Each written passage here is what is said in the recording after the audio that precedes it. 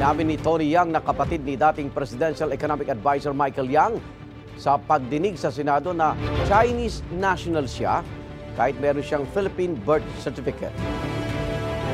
在中国福建。 Futian. 福建。 I was born in China in Futian. How do you spell that?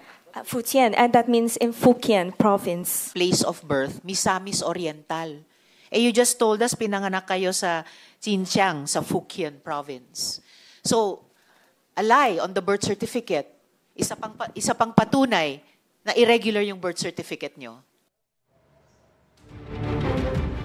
Yang Jianxin ang pangalan ni Tony Yang sa kanyang alien certificate of registration. Pero sa driver's license naman niya, tax identification number o TIN, gun permit at sa birth certificate mula sa Philippine Statistics Authority, Antonio Maestrado Lim ang nakalagay na pangalan ni Yang. Paliwanag ni Yang, lolo niya ang nag-asikaso ng mga dokumento niya rito sa Pilipinas para raw mapadali ang pagninegosyo nila. Sabi rin ni Yang, meron siyang mga negosyo sa bigas, bakal at gulong. Gate niya, wala siyang koneksyon sa Pogo. Pero ayon kay Senador Risa Ontiveros, si Tony Yang ang nakalistang presidente ng Oro One Corporation na isang Pogo Servicing Company. Sabi ni Yang, nagparenta lang siya ng lugar sa Oro One.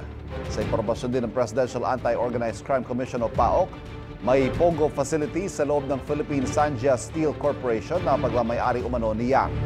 Tinanong din si Yang tungkol sa ugnayan nila ni dating Pangulong Rodrigo Duterte. Anya, hindi sila close at wala siyang contact sa dating Pangulo.